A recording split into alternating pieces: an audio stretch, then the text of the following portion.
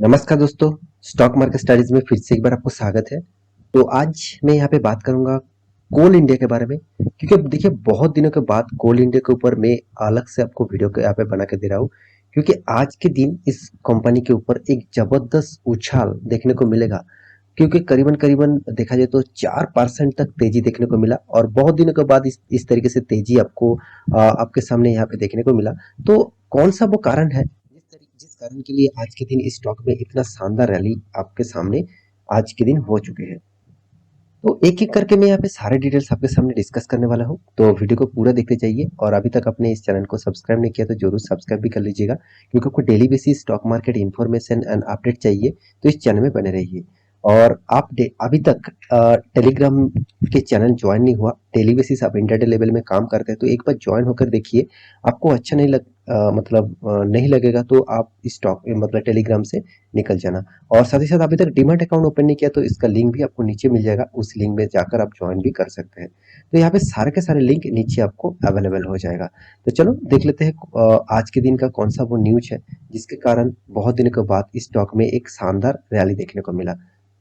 तो सबसे पहली बात कंपनी का चार्ट पैटर्न। आज के दिन का चार्ट पैटर्न आपके सामने में यहाँ पे ओपन करके रखा। तो देखिए करीबन 4% तक तेजी देखने को मिला, बहुत दिनों के बाद 4% इस कंपनी का तेजी है। तो यहाँ पे देखिए कंपनी जब स्टार्ट हुआ मतलब आज के दिन जब मार्केट स्टार्ट हुआ तो स्टॉक का देखिए प्राइस रेंज एक साइड बेसिस पैटर्न में था। मतलब आप देखेंगे तो एक box format side basis pattern में था।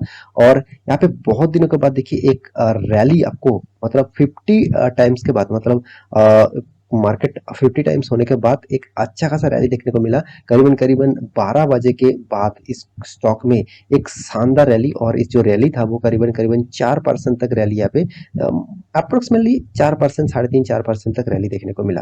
तो इस रैली के पीछे दो बड़ा कारण है, तो एक एक करके कारण के बारे में मैं यहाँ पे आपको अपडेट देता हूँ। तो चलो सबसे पहले कारण कौन सा है।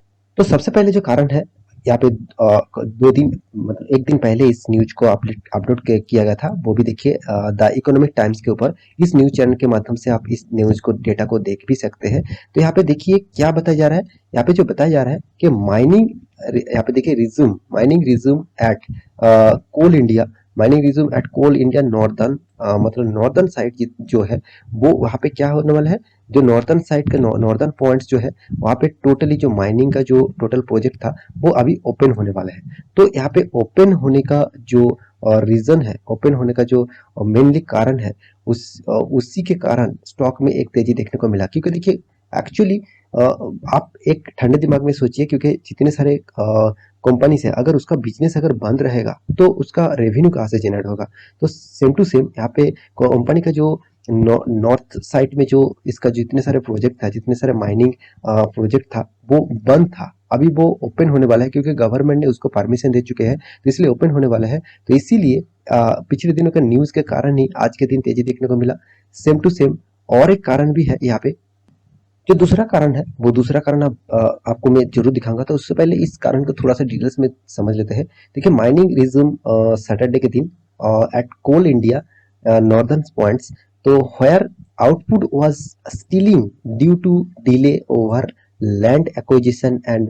यहाँ पे देखिए एक्चुअली जो कंपनी का जो लैंड था, मतलब जिस लैंड के ऊपर कोयला पाए जाते थे नॉर्दर्न साइड में, वो टोटली प्रोजेक्ट बंद कर दिया गया था। तो अभी ओपन किया गया है, तो सबसे ज्यादा फायदा कोल इंडिया को होगा ही होगा। क्योंकि देखिए उसका प्रोजेक्ट अगर ओपन हो जाते हैं तो कंपनी का बिजनेस भी अच्छा खासा होगा। साथ ही साथ कंपनी देखिए कोयला का कितना ज्यादा अभी डिमांड है आप सभी जानते ही है, क्योंकि बीच में बहुत सारे कंट्रीज में कोयला का जो ज्यादातर जो डिमांड था वो सप्लाई कम हो गया था। मतलब सप्लाई टोटली कम होने के कारण बहुत सारे इंडस्ट्रीज बंद पड़े रहे थे। तो इसीलिए यहाँ पे कोयला का माइनिंग जितना इंडिया करेगा उतना ही इंडिया को भी फायदा मिलेगा, साथ ही साथ कंपनी को भी फायदा मिलेगा, साथ ही साथ जितने सारे शेयर होल्डर है इसका उसका तो लॉटरी लग जाएगा। क्योंकि कोयला जो कोल इंडिया है वो टोटली गवर्नमेंट कंपनी है। गवर्नमेंट कंपनी उस तरीके से भागते नहीं जिस तरीके से भागना चाहिए था। तो ये फर्स्ट कारण है।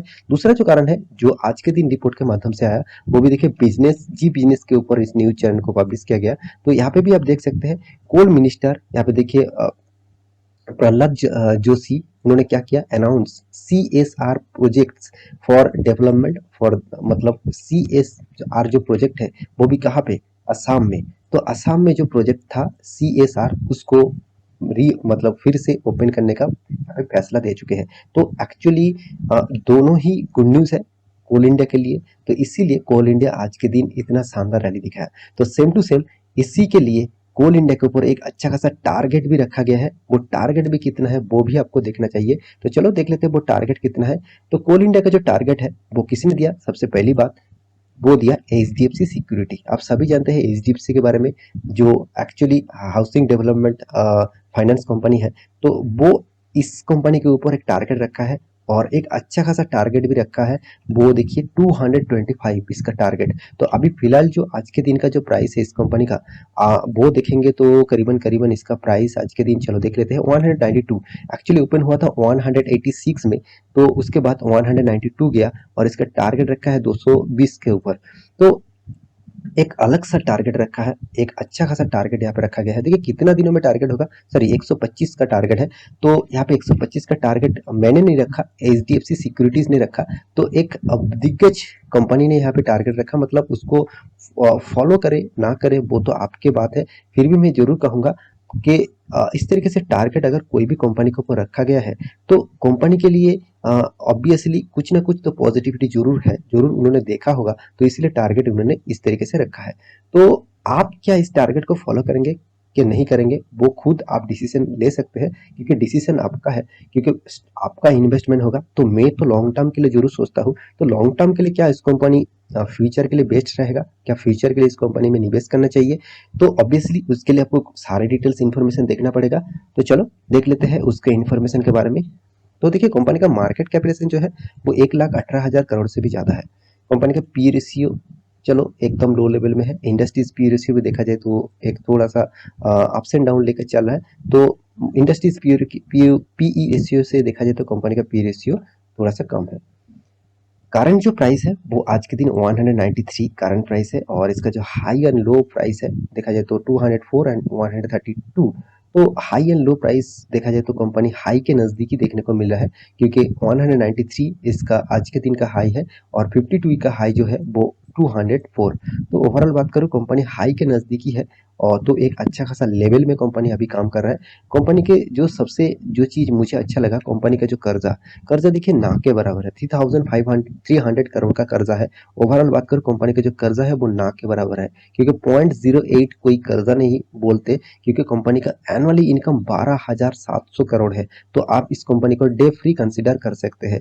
तो डेट फ्री भी बोल सकते हैं, क्योंकि इसका कर्जा जो है वो देखा जाए तो उतना ज़्यादा नहीं है अकॉर्डिंग टू इसका अर्निंग। तो कंपनी का हाथ में कैश नेगेटिव में है। तो ये थोड़ा सा नेगेटिव इशू आपको जरूर यहाँ पे मैं जरूर कहूँगा, थोड़ा सा नेगेटिव इशू यहाँ पे है। तो ओवरऑल बात करो कंपनी का परफॉर्मेंस थोड़ा सा पॉजिटिव और नेगेटिव लेकर ही काम कर रहा है। तो अभी जो कंपनी का जो प्रॉफिट रेशियो है, कंपनी देखिए सेकंड लार्जेस्ट माइनिंग कंपनी है। ऑब्वियसली माइनिंग का अलग अलग सेक्टर होते हैं। तो कंपनी एक्चुअली कोयला का माइनिंग करता है, और देखिए वेदांता जो है वो और भी अलग सेक्टर के ऊपर माइनिंग करता है। तो एक्चुअली देखा जाए माइनिंग इंडस्ट्रीज में company second largest mining company है, क्योंकि इसका मार्केट कैपिटलाइजेशन के हिसाब से company second largest mining company है। और साथ ही साथ आप एक चीज यहाँ पे जरूर आपको देखना चाहिए। तो इस कंपनी के देखिए आप जो परसेंटेज रिटर्न आपको किस तरीके में मिल रहा है वो भी आपको देखना चाहिए। देखिए कंपनी भाग रहा है, इसका मतलब ये नहीं कल जब आप निवेश कर देंगे तो आपको फायदा होगा। देखिए फायदा तो जरूर होगा, कि गवर्नमेंट कंपनी के सबसे ज्यादा फायदा है। गवर्नमेंट कंपनी में आपको देखेंगे तो हमेशा अच्छा खासा रिटर्न मिलता रहेगा, मतलब सॉरी डिविडेंड मिलता रहेंगे, मगर प्रॉफिट कितना मिलेगा वो आपको यहाँ पे सामने ही देखने को मिलेगा। तो प्रॉफिट उतना खास यहाँ पे आपको देखने को नहीं मिलेगा, मतलब रिटर्न आपको जिस तरीके से देगा तो उसके हिसाब से यहाँ पे उतना खास रिटर्न यहाँ पे नहीं मिलेगा। तो कंपनी के जो इन्वेस्टर है, जितने सारे इन्वेस्टर है उसके बारे में बात करूँ तो आप इन्वेस्टर भी देखेंगे तो ओवरऑल प्रोमोटर के बाद एफआईएस ने उतना माल नहीं उठा के रखा। आप देखेंगे तो 6.59% का होल्डिंग है, मगर डीएस ने 21.26% का होल्डिंग यहाँ पे रखा है। तो ओवरऑल बात करूँ कंपनी का जो इन्वेस्टर है वो एक्चुअली ओवरऑल इन्वेस्टर ज़्यादातर प्रोमोटर के बाद डीएस ने ही सबसे ज़्यादा माल उठा के रखा। और डीएस कौन सा है वो भी मैं पहले आपको बता चुका हूँ, लाइफ इंश्योरेंस कॉर्पोरेशन। आप देखेंगे वो ही सबसे ज़्यादा माल उठा के रखेंगे। तो यहाँ पे देखिए 11% माल वो खुद यहाँ पे उठा के रखा। तो इस बात को मैं बार बार बोल चुका हूँ, गवर्नमेंट कंपनी को बचाने के लिए लाइफ इंश्योरेंस कंपनी वो भी एक गवर्नमेंट कंपनी है, उसी को बोला जाता है उस कंपनी के ऊपर निवेश करना चाहिए। तो वो निवेश भी कर देते हैं। तो क्या इस कंपनी के ऊपर निवेश किया जाए? देखिए ओवरऑल इस कंपनी का परफॉर्मेंस मुझे उतना खास नहीं लगता, क्योंकि इसका चार्ट पैटर्न देखेंगे तो अभी टोटली डाउनफॉल में है। करीबन 40% तक कंपनी लॉस आपको दे रहा है। तो फ्यूचर में क्या होगा वो तो बात के बाद है। फिलहाल के लिए मैं इस कंपनी के ऊपर निवेश नहीं करना चाहता हूँ, क्योंकि गवर्नमेंट कंपनी होने के नाते भी कंपनी अच्छा खासा परफॉर्मेंस करने के बाद भी कंपनी का रिटर्न का रेशियो बहुत खराब है। तो मैं इस टाइप से कंपनी के ऊपर निवेश करने से और भी दूसरा कंपनी मिलेगा, उसके ऊपर आप निवेश करेंगे तो अच्छा रहेगा।